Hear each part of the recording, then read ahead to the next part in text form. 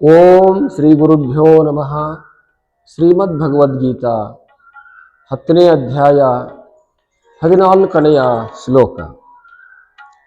ಸರ್ವಮೇತದೃತಂ ಮನ್ಯೆ ಯನ್ಮಾ ವದಸಿ ಕೇಶವ ನಹಿತೇ ಭಗವನ್ ವ್ಯಕ್ತಿಂ ವಿದುರ್ದೇವಾನ ದಾನವಾಹ. ಸರ್ವಂ ಏತದ್ ಧೃತಂ ಮನ್ಯೆ ಯತ್ ಮಾಂ ವದಸಿ ಕೇಶವ ನಹಿತೆ ಭಗವನ್ ವ್ಯಕ್ತಿಂ ವಿದುಹು ದೇವಾನ್ ದಾನವ.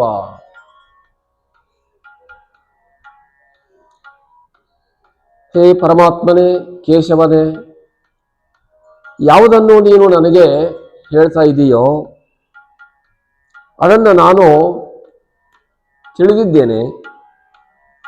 ಯತ್ ಮಾಂ ವದಸಿ ಕೇಶವ, ಯಾವುದನ್ನು ನನ್ನನ್ನು ಕುರಿತು ನೀನು ಹೇಳ್ತಾ ಇದೆಯೋ ಅದು ನನಗೆ ಒಪ್ಪಿಕೊಳ್ಳುವಂಥದ್ದಾಗಿದೆ. ಅದನ್ನು ನಾನು ಮನಸಾರೆ ಒಪ್ಪಿಕೊಳ್ಳುತ್ತೇನೆ. ಆದರೆ ಈ ನಿನ್ನ ಸ್ವರೂಪವನ್ನ ದೇವತೆಗಳಾಗಲಿ ದಾನವರಾಗಲಿ ಮತ್ತು ಇನ್ನು ಬೇರೆ ಯಾರೂ ಕೂಡ ತಿಳಿಯಲು ಅಸಮರ್ಥರಾಗಿದ್ದಾರೆ ಅಂತ ನಾನು ಒಪ್ಪಿಕೊಳ್ತೇನೆ. ನೀನು ಹೇಳುವಂಥ ಹಿಂದಿನ ಶ್ಲೋಕದಲ್ಲಿ 9 ಮಹಿಮೆಗಳನ್ನು ನೀನು ಹೇಳಿದ್ದಿ. ಏನವು ಬಹಳ ಉತ್ತಮವಾಗಿರ್ತಕ್ಕಂಥ ವಿಚಾರಗಳನ್ನು ಹೇಳಿದ್ದಿ. ಪರಂ ಬ್ರಹ್ಮ, ಪರಂ ಧಾಮ, ಆಮೇಲೆ ಪವಿತ್ರಂ, ಪರಮಂ ಮತ್ತು ಪುರುಷಂ, ಶಾಶ್ವತಂ, ದಿವ್ಯಂ, ಆದಿದೇವಂ, ಅಜಂ, ವಿಭುಂ ಅನ್ನುವಂಥ ಎಲ್ಲ 9 ಪದವಿಗಳನ್ನು ಹೇಳಿದ್ವಿ. ನಾವು ಈಗ ಪದವಿಗಳು ಅಂತ ಕರಿತೀವಲ್ಲ, ಹಾಗೆ ಇವು ಭಗವಂತನ ಮಹಿಮಾ ವಿಶೇಷಗಳು. ಈಗ ನಾವು ಯಾರಿಗಾದರೂ ಒಂದು ಪದವಿ ಅಂತ ಹೇಳಿ ಕರಿತೇವೆ, ಪ್ರಶಸ್ತಿ ಅಂತ ಹೇಳಿ ಕರಿತೇವೆ. ಇದು ಭಗವಂತನ ಪದವಿನೂ ಅಲ್ಲ, ಪ್ರಶಸ್ತಿಯೂ ಅಲ್ಲ, ಅವನ ಮಹಿಮೆ. ಇಲ್ಲಿ ಈ ಏನೋ ನಿನ್ನ ವಿಚಾರಗಳಿತ್ತೋ ಇವೆಲ್ಲವುಗಳನ್ನು ನೀನು ಹೇಳುವುದನ್ನು ನಾನು ಒಪ್ಪಿಕೊಳ್ತೇನೆ.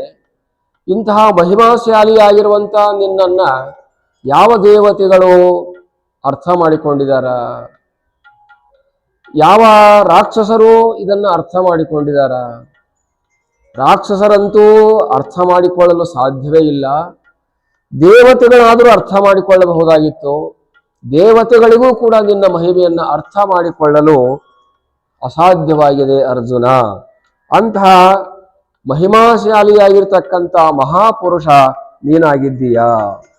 ಯಾವುದನ್ನು ನೀನು ಸಹಜವಾಗಿ ಹೇಳ್ತಾ ಇದ್ದೀಯೋ, ನೀನು ಗೆಳೆಯನಾಗಿ ಹೇಳ್ತಾ ಇದ್ದೀಯಾ, ನನ್ನ ಆತ್ಮೀಯನಾಗಿ ಹೇಳ್ತಾ ಇದ್ದೀಯಾ, ಬಂಧುವಾಗಿ ಹೇಳ್ತಾ ಇದ್ದೀಯಾ, ಈ ಎಲ್ಲವನ್ನ ನಾನು ನಿನ್ನ ಮೇಲೆ ವಿಶ್ವಾಸವಿಟ್ಟು ಒಪ್ಪಿಕೊಳ್ಳುತ್ತೇನೆ.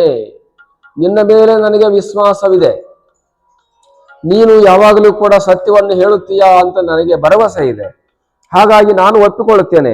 ಆದರೆ ದೇವತೆಗಳಿದಾರಲ್ಲ, ಅಷ್ಟದಿಕ್ಪಾಲಕರು ಮೊದಲು ಮಾಡಿಕೊಂಡು ಕುಬೇರಾದಿಗಳಾದಿಯಾಗಿ ಇನ್ನು ಯಾರ್ಯಾರೋ ದೇವಲ ಮಹರ್ಷಿಗಳು ಮೊದಲಾಗಿರ್ತಕ್ಕಂಥ ಋಷಿಗಳು ಅವರೇನಾದರೂ ನಿನ್ನನ್ನು ಅರ್ಥ ಮಾಡಿಕೊಂಡಿದ್ದಾರಾ? ಇನ್ನು ರಾಕ್ಷಸರು ಮೊದಲಾಗಿರತಕ್ಕಂಥವರು ಆಗಿ ಹೋದ್ರಲ್ಲ, ರಾಕ್ಷಸರು, ಅವರೇನಾದರೂ ನಿನ್ನನ್ನು ಅರ್ಥ ಮಾಡಿಕೊಂಡಿದ್ದಾರಾ? ನೀನು ದೇವೋತ್ತಮನೆಂದಾಗಲಿ ಭಗವಾನ್ ಎಂತಾಗಲಿ ತಿಳಿದುಕೊಂಡಿದ್ದಾರ?